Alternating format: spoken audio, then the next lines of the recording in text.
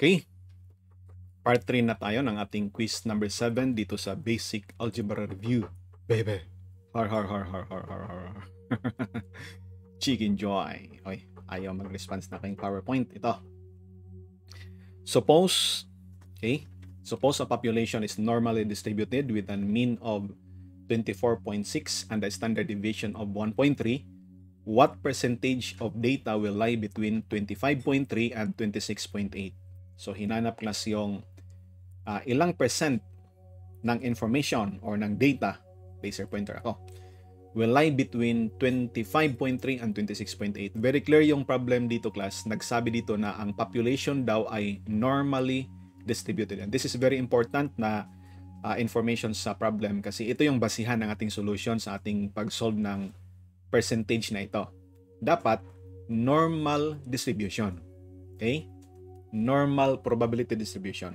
Meron tayong mga given, class. Ang average or the mean is 24.6. Tapos ang standard deviation ay 1.3. So, puntahan natin, class, yung ating solution. I-convert natin to, class, no? Itong solution, itong mga scores na to, 25.3 at saka 26.8 into z-score. So, to do that, ang z natin ay equal to, ito yung gamitan natin ng formula para ma-convert natin. Ang formula natin ay x minus mu all over standard deviation. So, para sa 25.3 na score na x, ang ating z na equivalent niyan ay 25.3 minus the average, 24.6, all over the standard deviation, 1.3. Okay? Makuha natin yung z1 and that is 7 over 13. Yun ang ating z1. Kukunin din natin class yung ating z2. What is our z2? This is approximately para sa ating pag-plot mamaya sa graph, 0.54. Mahirap tingnan kasi doon sa ating line yung tawag dito, 7 over 13. Di ako sanay sa mga fractions doon sa number line. Tingnan natin class yung z2. Okay? Ang z2 naman ay 26.8 minus the average, 24.6 all over 1.3. Yan class yung ating z2 and that is 22 over 13 approximately equal to 1.69. Now, itong normal distribution, class, ginawa natin to kasi i-convert natin to into standard. Okay? Standard normal distribution. Pagdating, class, sa standard na normal distribution, ang mangyari dyan, ang ating standard deviation ay nagiging 1. Tapos yung ating mean magiging 0. Yun yung dahilan sa pag-convert natin dito para natin ma-process doon sa ating calculator. So, ito na, class, yung ating standard normal distribution. Meron na siyang mean na 0. Ito yung nasa gitna. Ito yung average ngayon. Tapos meron na siyang standard deviation na 1. Okay? That's why we call this, class, the standard normal distribution. Okay? Now, ang katumbas, class, ng 25.3 na score nasa positive 0.54. To the right yan, class, ng ating mean. Kasi to the right ng 0 kasi positive. So, nandito siya, class, yung z1 natin. Tapos yung z2 naman, 1.69. So, lagpas pa tayo. Nandito yung z2. Ang hinanap na area is what? Between these two, ibig sabihin between z1 and z2, ito na area ang hinanap natin. Ano ang area na yan? That will be our answer. That will be the percentage of the data sa population, class, na naglay between 25.3 and 26.8. Okay? Yan yung maging sagot natin. So, paano natin kukunin to, class? Madali lang actually. Ang probability na ang percentage ay this area ay equal, class, to. Maraming pag-solve nito. Ang gagawin ko lang dito, class, ay Q of Z2 minus Q of Z1. Ano yung Q of Z2 at saka Q of Z1? Yun yung role ng ating calculator, class. So, i-load natin, class, yung ating calculator. Baby. Ito yan. Magpunta lang ako sa mode 3. Okay? Mode 3. Tapos, kahit hindi ka pipili dyan, class, kung anong mode 3, mag-AC ka lang. Hindi yan necessary. Now, ngayon, puntahan natin, class, yung shift stat. Meron tayo ditong distribution number 5. Ito yung Q. Ang Q natin ay of Z2 is 7 over 13. So, meron tayong 7 over 13. Number 2 tayo. Q of Z2. Z2 tayo is 22 over 13. 22 over 13. Z2 tayo. Minus Q of Z1. Q of Z1, we have this shift ulit. Standard deviation. Distribution ulit, class. Number 5. Then, number 2. Q of Z1, that is 7 over 13. Para kung talaga siya, exact na number makuha natin. We have this 0.0964. Yun yung natin nakuha, class. 0.0964. Okay? So, ang sagot natin is, ang tawag dito, 0.0964. What percentage? Z2 minus Z1, wala sa, ano yung nakuha ko? Q2, 11 over 13, wala sa choices siya. 22 over 13 to class, not 11 over 13. Mali yung kissable lips, pati yung calculator. Har. That 0.24984. So, ibig sabihin class, the answer is letter C. Yun yung sagot natin class, letter C. So, kung naalala nyo class, no, yung Q at saka PQR natin sa ating calcu. Pag sinabing Q class, you are referring class to the area on the standard normal distribution from the mean to that point, that distance. So, para mas clear class, i-illustrate natin yan. I-load ko lang yung aking tool dito sa pagsulat kasi hindi pa siya naka-load. Sandali lang class. May inopen lang ako dito na tool. Okay, actually nandito na, hindi kita sa inyong end. So, ganito class, no, yung ating ibig sabihin, no. Pag meron tayong normal distribution na ganito, standard normal distribution. Okay? Sinsya na sa aking drawing. Dito ko lang ilagay para sikat. Walang ibang reason eh. Grr. Sana meron tong copy-paste, no, sa drawing. So, ang ibig sabihin class, kapag Q, okay? Ito yung Z. Kapag Q class ay, ito yung hinanap. Ang area na to class ay Q of, sabi natin class, Z1. Okay, ito yung hinanap class. Q of Z1. Yun yung area na Q. Tapos kapag dito naman tayo class, no? Dito tayo na area. Itong area na to class, tawagin natin to na score dito. Kasi ito dito ay 0. Okay? Tawagin natin to na score dito. Huwag na lang isulat yan. Z2 ito. So itong area na to class, itong area na to ay Q of Z2. That's why, pag calculate natin kanina, itong portion dito class, ang Q of Z2, makuha mo yung buong area. Galing dito, Q of Z2. Minus Q of Z1, makuha mo to na area. Sinubtract, natural, ito yung matira. Ha? Now, pwede rin actually class, gamitan mo class ng R class of Z1 minus R of Z2. Pareho lang na area class ang makuha mo. Kasi ang R of Z1 naman, i-calculate lang muna natin. Para sa ating calcu, we have this, okay, shift stat, tapos distribution, meron tayong R, number 3, of Z1. Ang Z1 natin class ay 7 over 13. 7 over 13. To the right naman to class. Tapos plus, minus pala, R of Z2. We have this shift distribution. We have this number 5 ulit. Then R ulit class, number 3. 22 over 13. 22 over 13. Okay? Ito yung makuha natin class. 0.2498. Pareho pa rin class, letter C pa rin. 25 pa rin. Yun yung Z. So ano pala yung Z sa ating normal distribution na graph? Ganito yung Z, no? So kung meron tayong ganito class na normal distribution. Okay? Okay, tingnan ko lang muna ka-monitor dito. Okay, we have this one. At ito yung ating graph. Ito yung ating graph. Standard normal distribution class. Now, pag sinabing R, we are referring class to the area to the right of that Z. Z or more ang ibig sabihin natin class. So, ibig sabihin, Z forward to the right. So, sabihin natin class, nandito yung Z natin. Ibahin na natin kulay class. Ito yung ating Z. Okay? Tawagin natin to na Z1. So, ang area na pinag-usapan natin class dito, lahat, ito yon. Okay? Yun yung Z1. Hanggang sa right. Ayos? So, ang area na yan ay R pala of Z1. R of Z1 ang area na yan. Tapos, kapag meron naman tayong ganito dito, ito. Okay? Let us call this Z2. So, ang area na to class ay R of Z2. R of Z2. Take note class, nag-overlap sila sa R of Z1. Meron ka ditong area na part ng R of Z1, di ba? Yung may butlig na puti. That's why nung sinubtract natin, kung isubtract natin R of Z1, tingnan mo, R of Z1 galing dito hanggang doon, minus R of Z2, ang matira class ay galing dito papunta dyan. Yun yung ginawa natin, R of Z1 galing dito papunta dito, minus R of Z2 galing dito papunta dyan, makuha natin class yung the same na sagot. Letter C pa rin. Okay? Pwede rin actually natin gamitin class yung P. P of Z2, okay, minus P of Z1. Yan, P of Z2 minus P of Z1. Ano naman yan class ating graph? Tingnan natin ha. Or before tayo class mag-graph, mag-calculate muna tayo para makita talaga natin na pareho sila. Shift, stat, tapos distribution number 5. Z2 tayo, no? P of Z2 tayo. So we have this number 1, P of Z2, that is, ilan to? Natabunan, 7 at 22 over 13 yung Z2. 22 over 13. Minus P of Z1, minus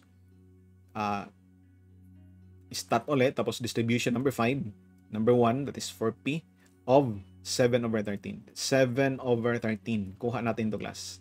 Boom! That is equal to 0.24. Pareho pa rin class. So pag sinabi naman class na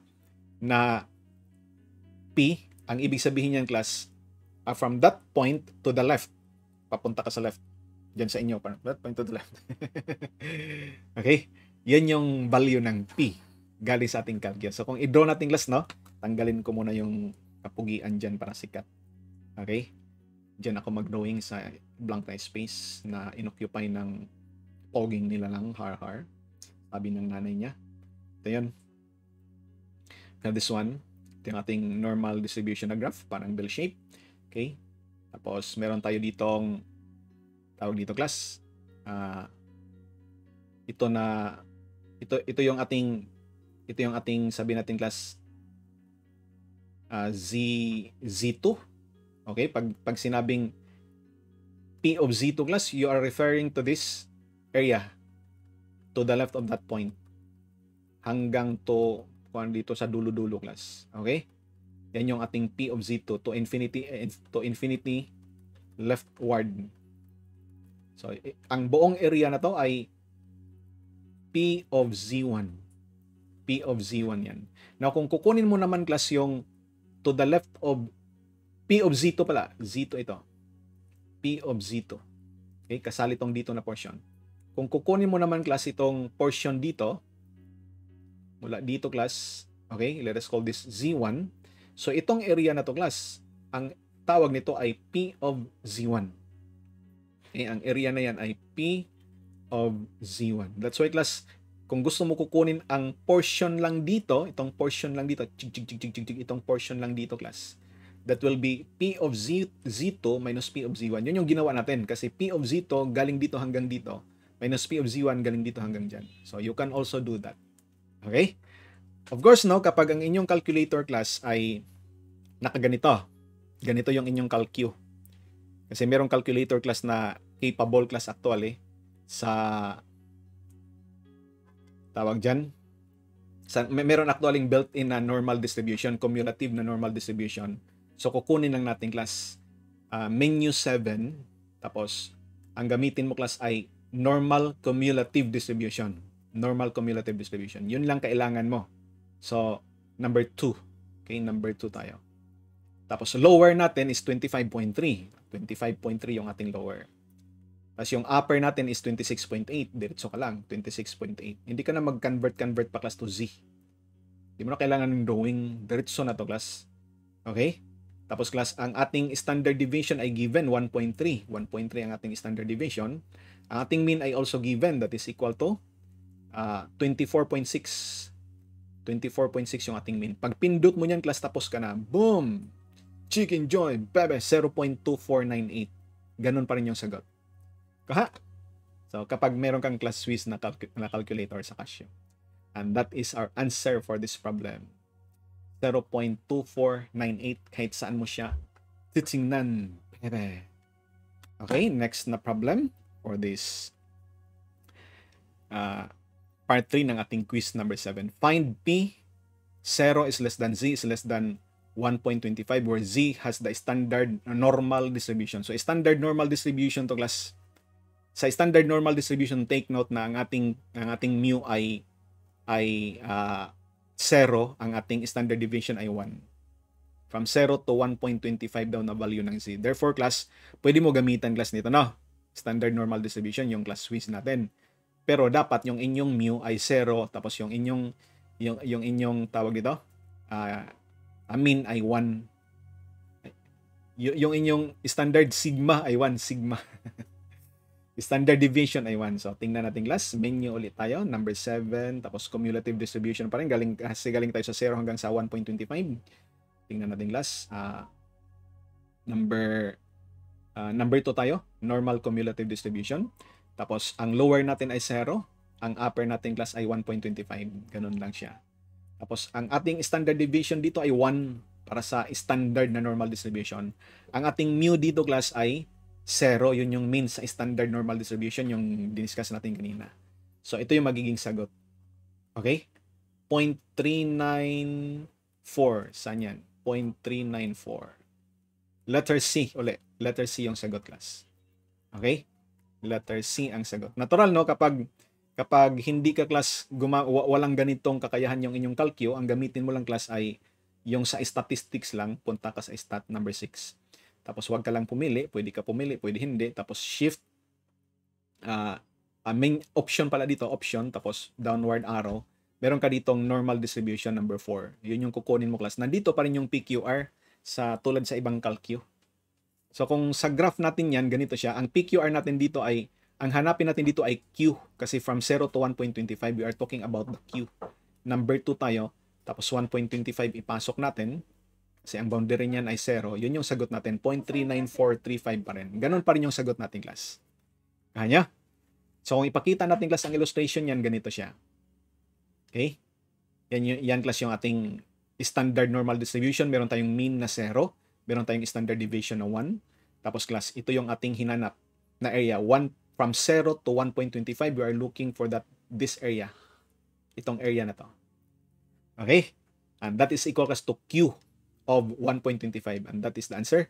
0.039435 na ipakita natin sa isang calcio. So sa calcio, class, na ganito lang, mag-mode ka, mode 3 uli. Tapos huwag ka lang pumili. Pili ka or not, it doesn't matter actually. Shift, yun lang kaibahan, no? Kasi doon kanina menu. Tapos distribution number 5. Tapos Q number 2 of 1.25. Basically, pareho lang, class. Mag-iba lang yung pagpindot. Okay? Depende sa model ng inyong calcio na ginamit. And that is the answer. Ayos lang. From 0 to 1.25 na standard normal distribution. Ayos. Sunod na problem. You have this. An electrical firm manufactures light bulbs that have a length of life that is approximately normally distributed with mean equal to 800 hours and standard deviation of 40 hours.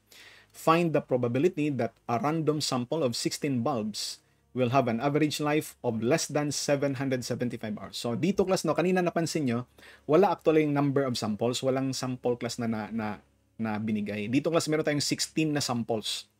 Normally distributed ulit. So paano ito i-solve? Okay? So dito, class, no, kapag meron tayong sample dito, hindi nagagana itong ating calculator, class. Kung gagana man, pwede rin, pero doon lang tayo, class, sa calculator, class, na basic na calculator. Yung kwan lang talaga, yung normal distribution lang yung ating solution i-present dito. Okay? You can actually do pa rin, basta makuha mo na, class. Tingnan natin.